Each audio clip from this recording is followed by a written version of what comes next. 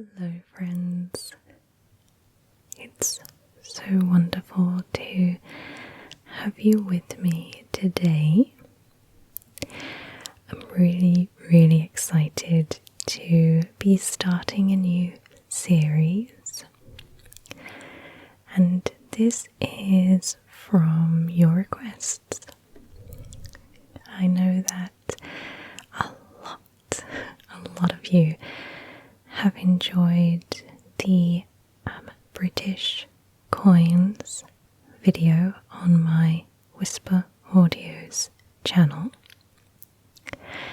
and a lot of you have requested for me to do currency videos on this channel,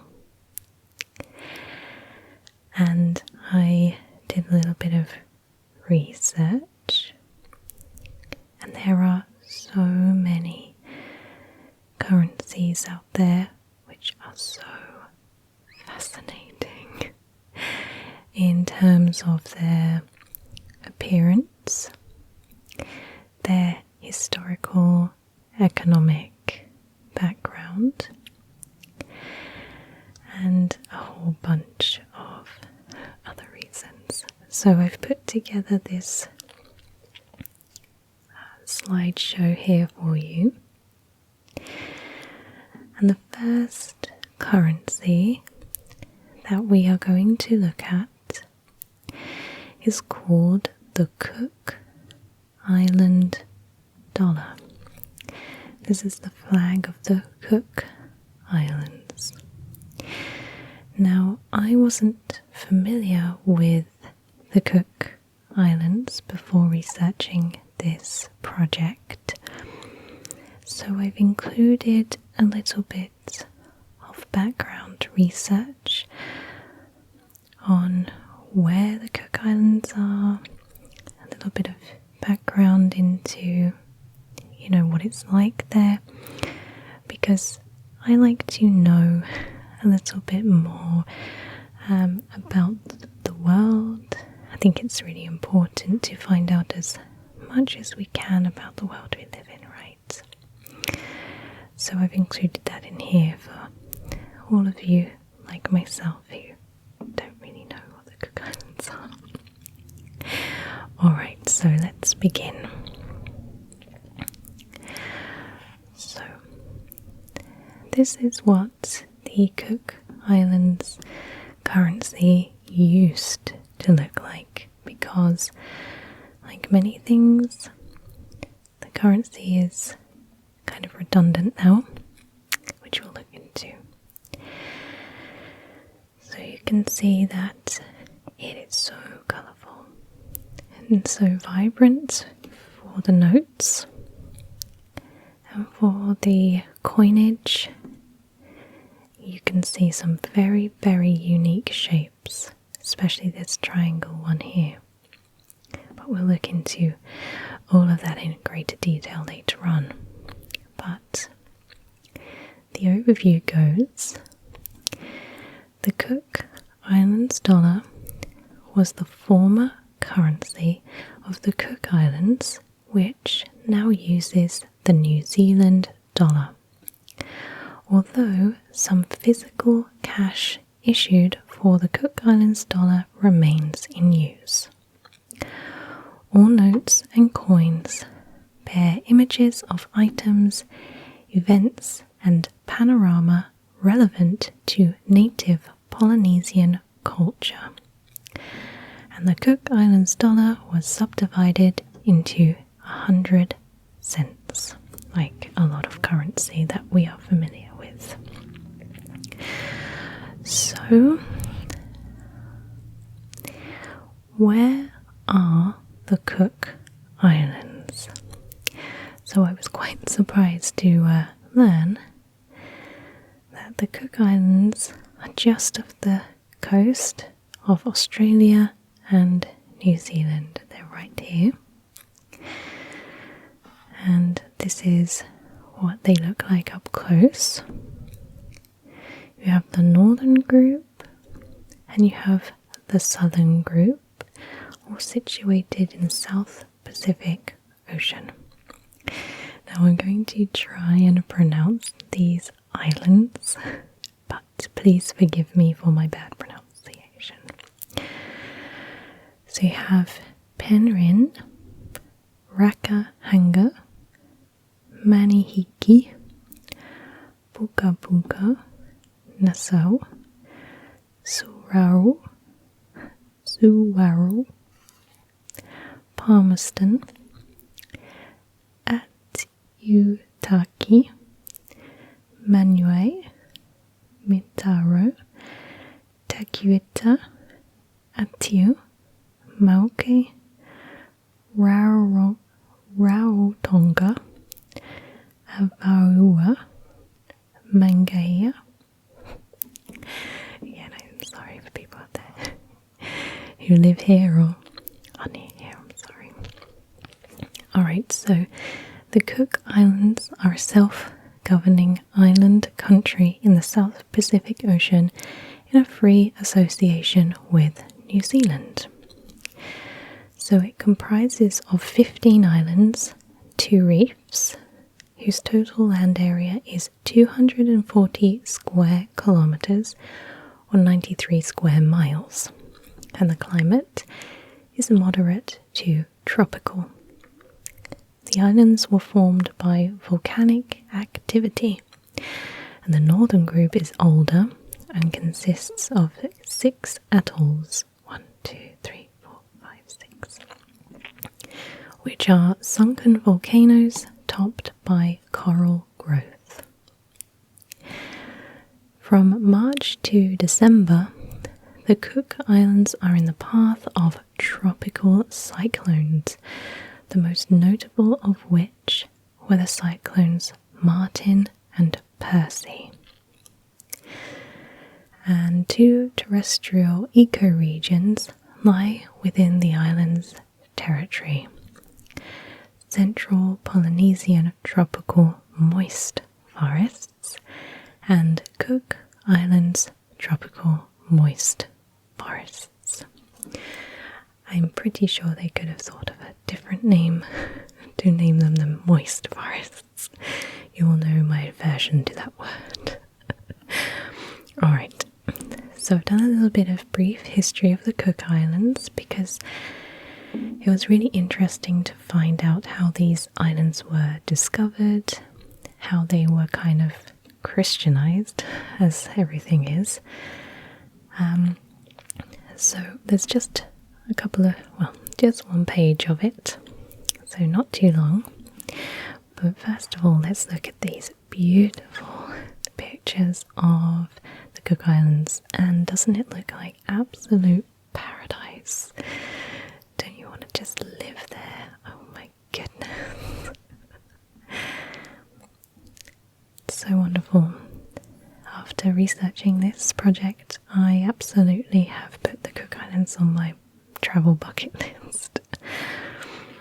Alright, so the Cook Islands were first settled around AD 1000 by Polynesian people who were thought to have migrated from Tahiti.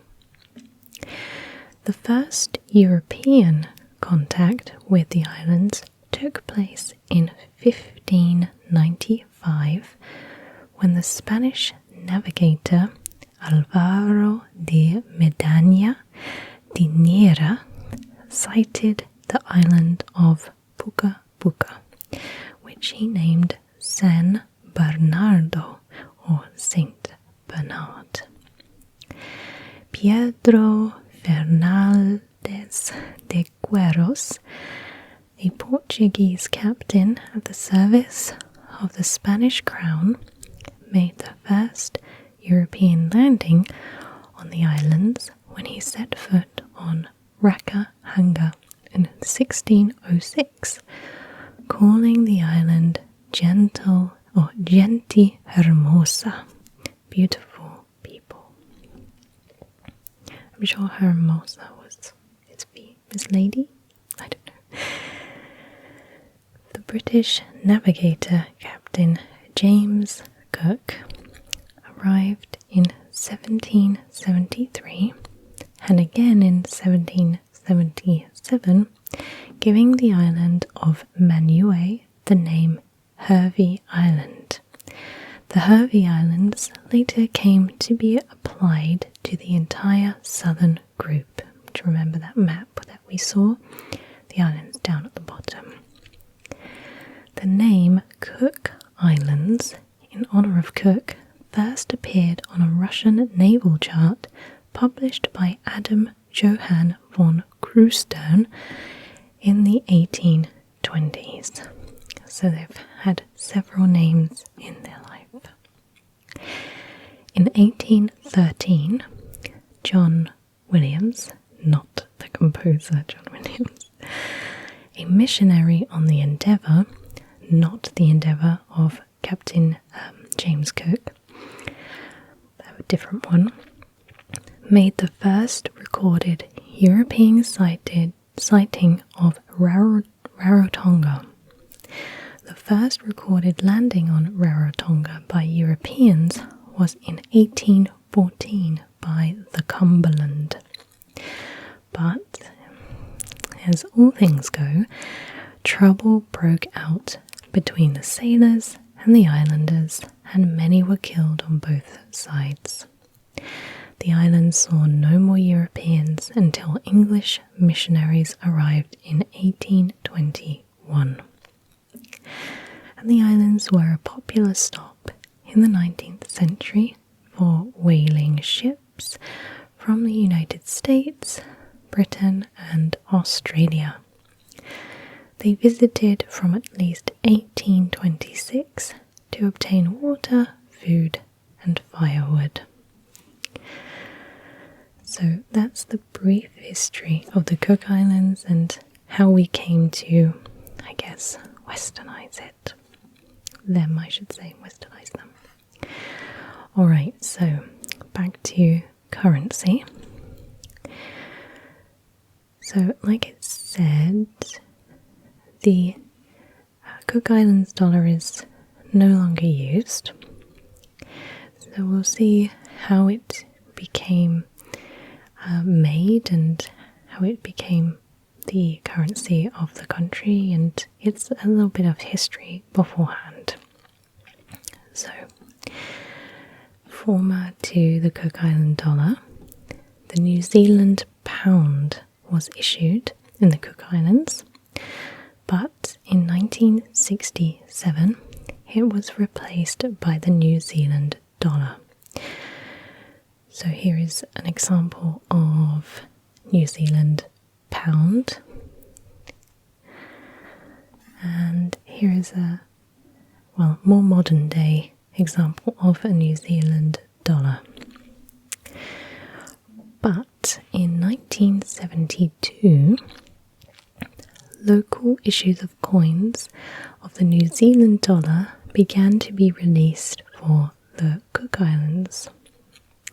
And then in 1987, the Cook Islands dollar was established, so it was their own currency.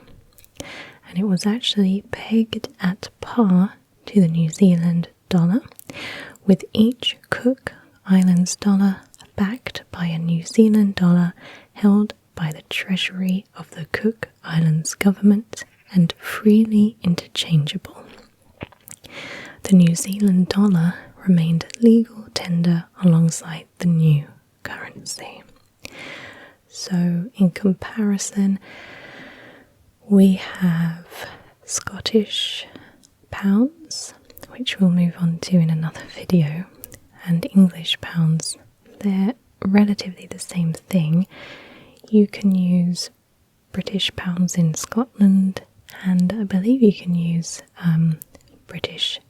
Scottish notes in England. So in my mind, it's kind of like that. So we've got a little bit more text here, but first of all, let's refresh our minds of the beauty of the Cook Islands. Tropical, lush and moist forests, some beautiful turquoise water, just paradise.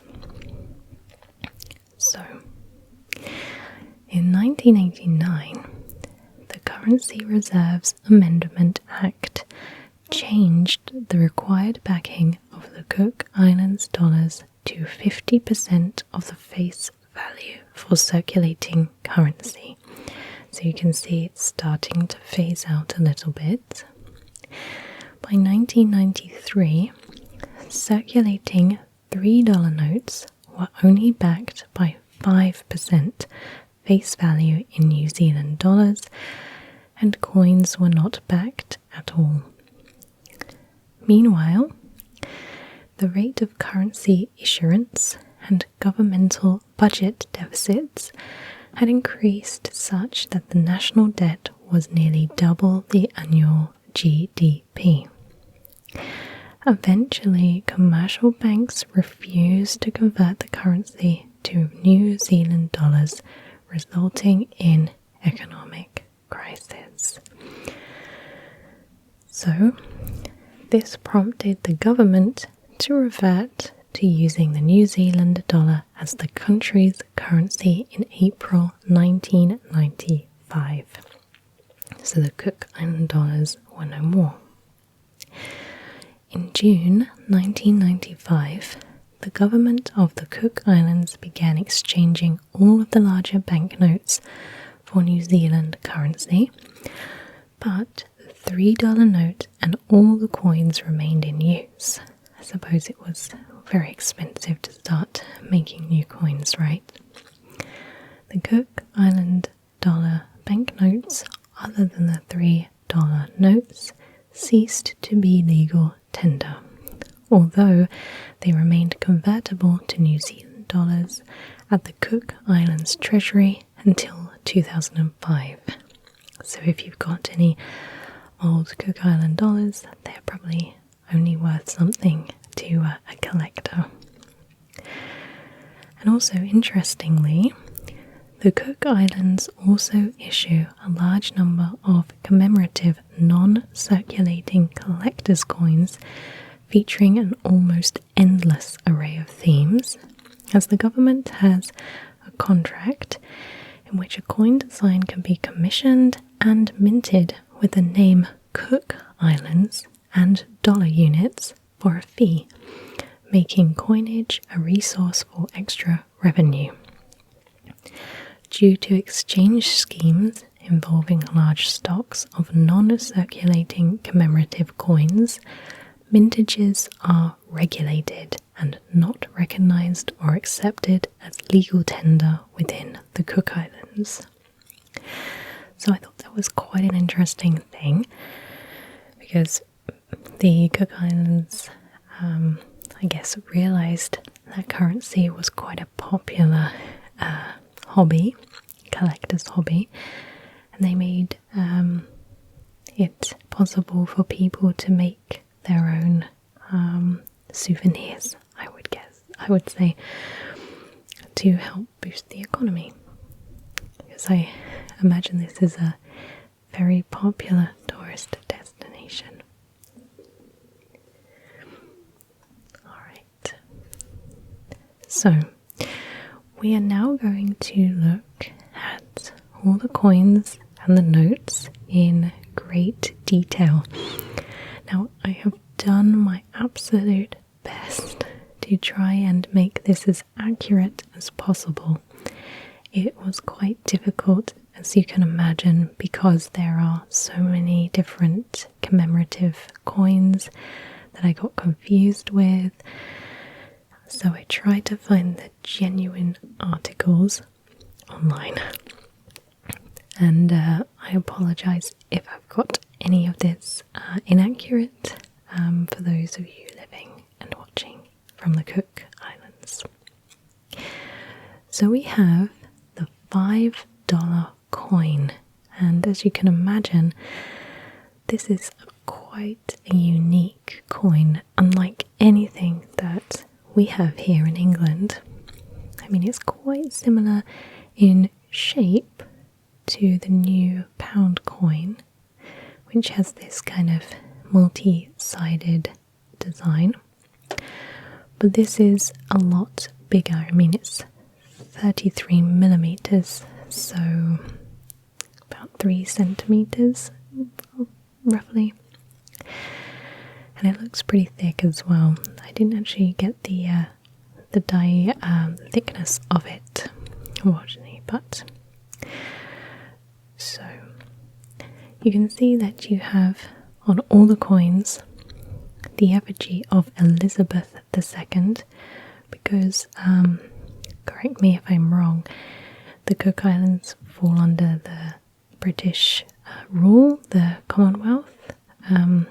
So the monarch of the Cook Islands and New Zealand, I believe, is Elizabeth II, our current queen.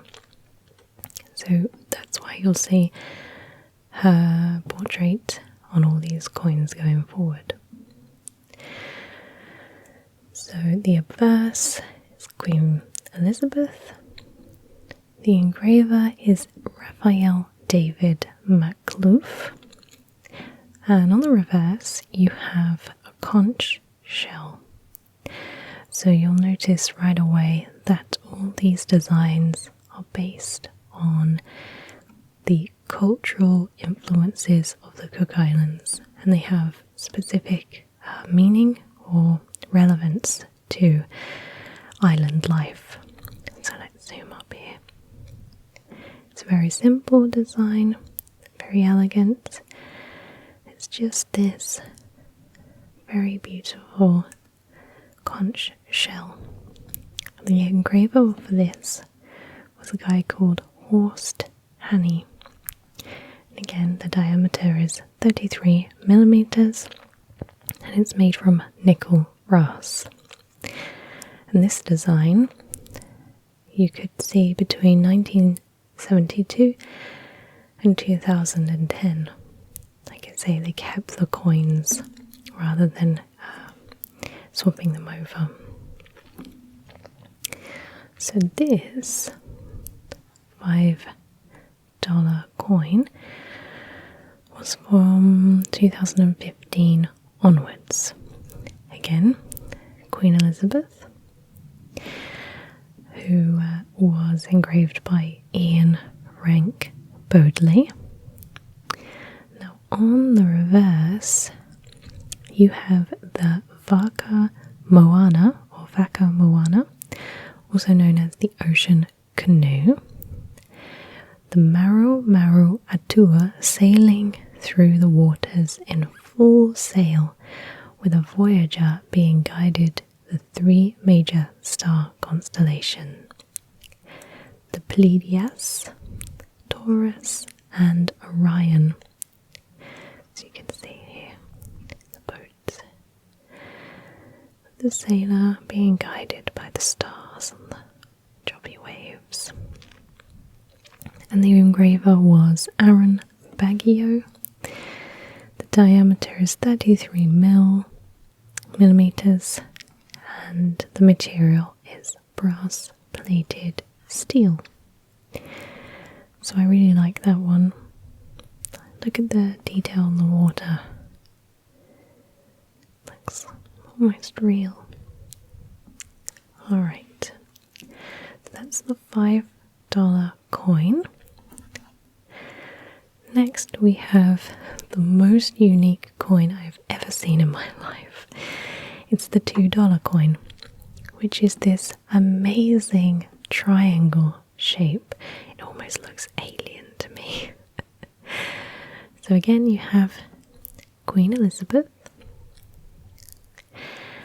Ian Rank Bodley, or Broadley I should say, sorry. And on the reverse you have this mortar and pestle from Atiu Island, and the engraver was Horst Hanny. Diameter 33 millimeters, and it's made from brass plated steel. Now I couldn't find the picture from the coins from 1972 to 2010, which depict a table and water vessel. They all kind of look the same, so I wasn't really sure what the difference was. But as you can see, this kind of looks like a water table. I'm not really sure what that is. It doesn't look like a vessel in water, but I guess this is a very, very old, ancient way of crushing things. So that was really interesting, and I really like this coin. I'm really tempted to try and buy one online because that's so cool. I've never seen a triangular coin before. Okay, so now we move on to the $1 coin, the coins before 1987. So this shows Elizabeth again, but obviously a younger portrait. The engraver is Arnold Machin. On the back you have the Tangaroa god, which we will be looking at in a little bit more detail later on. So this was the more circular design, and after 1987 a smaller, lighter, scalloped edge $1 coin with a similar size and shape to the Hong Kong $2 coin was issued, which we'll see on the next slide. So the engraver for this dude was George James Barry. The diameter is 30 millimeters. The material is cupronickel. You see here, it's a very interesting looking guy, which we see again on the new coin, which was after 1987. And as you can see, it has this kind of scooped, scalloped sort of design here, which looks really unique. Again, Queen Elizabeth, Ian Rank Broadley. Reverse is Tangaroa, who is the great adorer of the sea, lakes, rivers and creatures that live within them, especially fish, in Maori mythology. And this coin was actually designed after a tiki that is presently in Germany in Munich. And this is the little dude here. So it was designed based on that. So that's the $1 coin. Next we move on to the 50-cent coin. This design here was from 1988 to 1994. Again, Elizabeth. The engraver was Raphael David McCloof. And on the reverse, you have the Hawk's Bill sea turtles. And these guys grow up to 1 meter in length and can weigh up to 80 kilograms. And between being eaten by humans, being harvested for their shells, and having their habitats destroyed, it's no wonder that the hawksbill is critically endangered, so it's very important that they feature on the coin. The engraver is Horst Hanny or Hahn. I think I'm actually saying that wrong. The diameter is 32 mil and the material is cupronickel. And doesn't this guy look so sweet? I love all the details of the bubbles here. Like he's the waterline here and he's surfacing out to get some air. I'd love to do a video on the hawksbill. I know nothing about it, and it's always really interesting to find out more about natural history and the animals that live in our world. So that's the 50-cent coin version 1. And this is version 2, which is from 2015 onwards. Again, Queen Elizabeth here in rank broadly. And on the back you have an albacore tuna. Obviously islanders rely heavily on fishing, fish as their main sort of food. It would make sense, right? So here you have really fierce looking tuna, again with the bubbles coming out of his mouth. Diameter is 24.2 millimeters and the material is nickel plated steel. I don't know about you, but I prefer this one. Alright, so now we move on to the 20-cent coin. Elizabeth, Younger Portrait by Arnold Manchin. And on the back you have fairy terns, a type of native bird. One in flight and another on a branch. I think they look so cute. Look at that. So beautiful. And diameter, the engraver was George James Berry. Diameter is 29 millimeters. Material is cupronickel. And there's a little note here. Coins from 2015 onwards are a little bit smaller, 21 millimeters in diameter, and are made from nickel plated steel, featuring the same fairy tern. I didn't include it in here because it would just look the same. So that's the 20-cent coin. Now we have the 10-cent coin.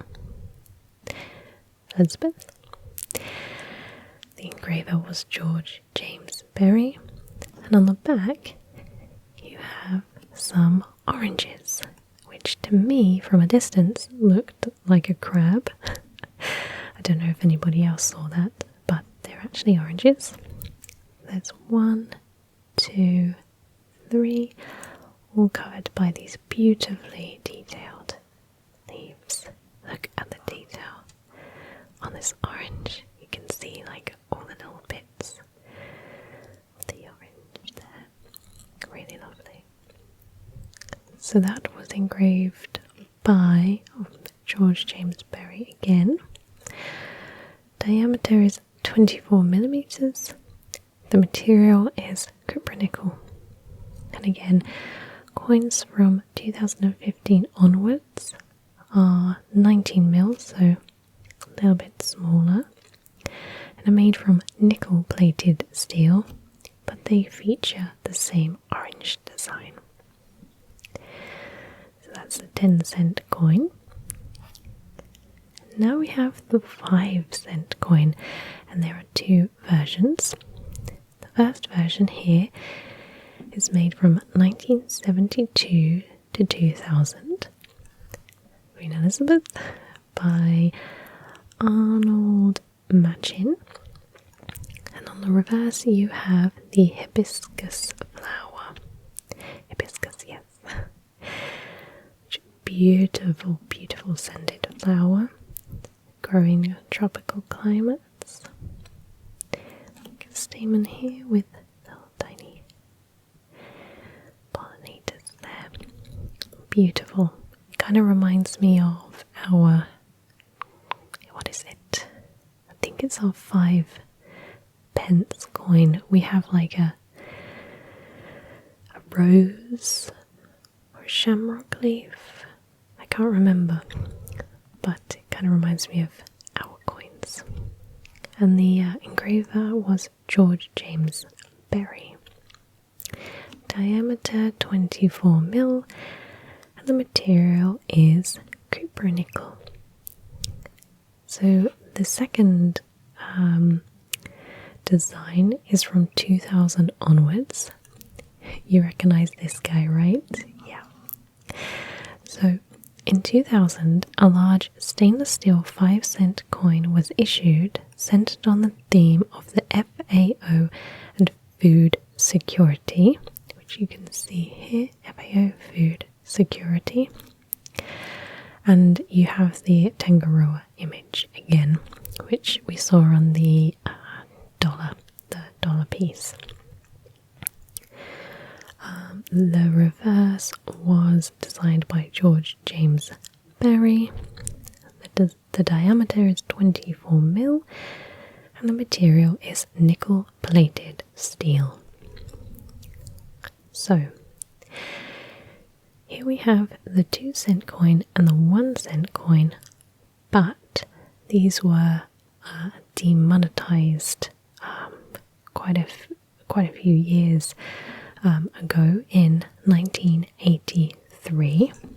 The production of the 1 and the 2-cent coins was ceased, and the 2 coins were later demonetized, which was almost 10 years before the equivalent happened in New Zealand.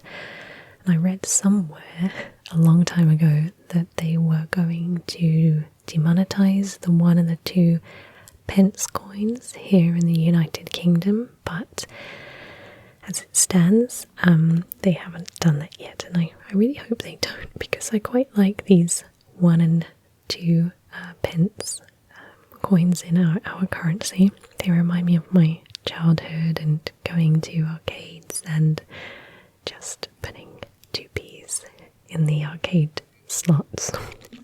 So again, you have Queen Elizabeth. The engraver for her this time is Arnold Machin. Reverse, you have pineapples. Yummy, yummy pineapples. I am a huge fan of pineapple. And yes, I have pineapple on my pizza. I think pineapple and cheese go together so well. And I just love that sweet savoury kind of combination. So yes, I'm one of those people. And this was designed by George James Berry. That's the 2-cent coin. Here we have the 1-cent coin, and again it was demonetized. Queen Elizabeth, Arnold Machin again, and the reverse is a taro leaf, which is a tropical plant which is grown for its edible corms and is the staple food in the Cook Islands. And I did a little research into that because I was like, what is a corm? I've never even heard of that. And it's just really interesting, and hopefully when I get to visit the Cook Islands, I'll be able to try this delicacy. So there we are, that's the taro leaf. So now we move on to the notes. So the first note, like we spoke about before, is still in use, and that is the $3 bill. Now online I found 2 versions of each bill, which we'll look at in turn. I couldn't find an example for all of them, but I included what I could. So, on the bills, you have on every sort of one that looks like this in this design, you have the nude Ina holding a coconut while riding the back of Mango the shark. And the text reads, here we go, Ko tia kura ikura, kamana ia irau, iki iti ture moi $3, duro dara. And that means Cook Islands, $3. This school has grown up under 3 trillion. And that changes every time the denomination changes. So it'll be like $3 will be $10, then 20, then 40. You get the idea. So we will have a look at this Ina character because she's a local legend. a little bit later. But on the back we have a fishing canoe and the god of Tirongo. Again, this effigy here is quite familiar to what we saw on the coins. Let's zoom that up for you. So as you can see, these are very colourful. You have greens, purples, yellows, pink, purple, brown. They just look so beautiful. And the size of these is 150 by 75 mil. So a pretty standard sized bill. That's version 1. Version 2 looks like this. You have a whole bunch of people leaving church. You have shells, flowers, trees, all adorning the outside. And this, again, on this design, this is the main feature for this note. And again, you have contrasting colours here. You have the greens, the yellows, the pinks, purples. Looks really lovely, vibrant. So on this particular $3 note, we have the map of Etikutaki and Manue atolls, conch shell, dancers, drummers, fish, blue lorikeet, and bananas. You have the shell, the map, the bird, bananas, dancers, drummers, fish. It's all very vibrant again and really illustrates life on the Cook Islands, which is just amazing. I love it. So that's the $3 bill, both versions. So who is this Ina character and why is she riding a shark? So I thought I would include this little tale or this little legend because it was really interesting and quite quirky. So Ina was betrothed to Tinaru, who was the god of the ocean, and he lived on a floating island miles away from her home. And one day she longed to be with her true love, and the only way to reach him was to cross over the ferocious sea. So obviously she couldn't do it herself because every time she went out into the waters, the waves would crash over her head and nearly drown her. So Ina sought help from all the fish, all the turtles and all the birds with no luck because either these creatures were too small to carry her or they weren't interested in helping her. But eventually a shark agreed to carry her across the ocean on its back. So delighted, Ina prepared for her journey by gathering young coconuts, for it's going to be a long journey across the sea and she might get thirsty. So before dawn, Ina set off on her journey on the shark. And after some time, of course, Ina became very thirsty and she dug in her bag for one of the young coconuts she had brought along. But she then realized that in her excitement to see her true love Tinaru, she'd forgotten to bring along a knife in which to break open the coconut. So the shark saw this and he pitied her, and he let the beautiful damsel open the coconut with his dorsal fin to break the nut. So Ina broke the nut on the shark's fin and quenched her thirst with the sweet, coconut juice. But, like nature depicts, it wasn't long before she needed to go to the bathroom, and she felt the need to relieve herself. But she was way too shy and way too modest to say anything to the shark, so Ina relieved herself actually on the shark, thinking he wouldn't notice. But he did. And the shark, of course, like all of us would be, was furious, and he threatened to throw Ina into the depths of the ocean if she did it again. But using her charm, Ina cajoled the shark and sort of said sorry, and then continued their journey. But the midday sun was beating down on Ina's back, and it was making her more and more thirsty. Ina asked the shark if she could break another coconut on his fin, but the shark, still upset for Ina for relieving herself on him, refused her request, naturally. But Ina couldn't bear the heat, and she felt she would die if she didn't have another coconut. So without another thought, Ina grabbed another coconut from her bag and broke it, this time on the shark's head.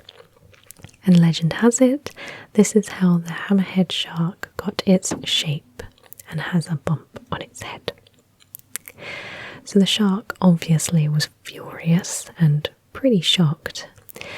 So he threw Ina off his back and dived into the depths of the abyss, leaving Ina to struggle amidst the waves which threatened to drown her. So along came Tequila, the great king of all the sharks, saw what had happened and pitied Ina, and rose from the depths of the ocean to rescue her. And he carried her safely over to Tinaru's floating island, where Ina was reunited with her beloved. I'm guessing that Ina didn't try any coconut opening techniques on Tequila, for she sure would have been lost to the sea. So I thought that was a really cute and interesting story about, why we have the design on the Cook Islands here, and it's a pretty famous story within the Cook Islands. I guess the moral of the story is don't be rude, otherwise you will end up in a worse place than what you already are. Alright, so now we move on to the $10 bill. Again, you have Ina and the shark with the same text that we looked at before. So on the reverse, you have the pantheon of gods. We've seen a couple of these figures on the coins. We're going to take a look at them in a little bit more detail in the next slide. The size for the $10 bill is 150 by 75 mil. And what I love about this bill in particular is, again, the colours, but I like these stripes. You have red, orange, yellow, pink, green, brown. It just is so lovely. So, what are the pantheon of gods? So this isn't all of the detail on the gods. This is literally just cherry picked based on what I could see based on the coins and the notes. So it all starts with this lady, Barima T. Takeri. So in the Southern Cook Islands mythology, Barima T. Takeri is the primordial mother goddess who at various times created 6 children, and bits of flesh were plucked from each side of her body and molded into human form. These bits of her were created into 2 main people who we're going to look at today, called Avatia and Papa. So Avatia or Vatia, it depends where you are, is known as the, god of daylight, the sky father, light. And Papa is known for being the earth mother, foundation, ground, that sort of thing. So they're brother and sister, alright. Let's a lot of gods, do this. So they're brother and sister, but they had 2 kids called Tangaroa and Rongo. So Rongo was the principal deity of Mangaia, which again is the southerly part of the Cook Islands, like on that map we saw. And that Mangaia is the 2nd largest island after Rarotonga. Now in Rarotonga, Tangaroa is the principal deity, so 2 sons. And these little carved wooden figures are really popular apparently in the islands today. So Rongo was the god of agriculture, land, food, that sort of thing. And Tangaroa was the god of the sea, so fish and all that sort of stuff. And Tangaroa apparently was said to have yellow hair, so that when the Mangaians first saw Europeans, they actually thought that they were Tangaroa's children, but obviously were disappointed when they found out they weren't. So that's a little portion about the gods that you see on this one here. There are a whole bunch of others, but I thought those were just the main ones to include, otherwise this video would be so long. Alright, so now we move on to the $10 bill. Again, there's 2 versions. Version 1, 2, again is the people leaving church design with the flowers and the shells. But this time you have more of a green design color palette. And on the reverse you see the Rarotonga Atoll and the Cook Islands fruit dove, some trees, and a little lizard, which I couldn't find the name for, unfortunately. If anybody can point me in the right direction what this little dude is, that would be really helpful. Size is 151 by 75 mil. There are people here sitting. Something there. I think that's a table. So that is the $10 bill, which kind of looks, visually like, I guess, a standard dollar bill, but obviously with these pops of colour. So that is version 2. That is version 1 of the $10 bill. So now we move on to the $20 bill, version 1. Version 2 is, you can see a pattern emerging. Again, we have the Ina and the shark. This time it's more of a blue colour palette for the $20 bill. You have these like pink accents here, which is really nice. And on the back you have a conch, a sea turtle shell, and a drum. Look at all these colours are so beautiful. These like tealy blues contrasted with the pinks, orange. like these kind of purple brown colours, which are really, really nice. Size again is 150 this time by 75 millimeters. The second version, again, people leaving church with the shells, flowers, trees.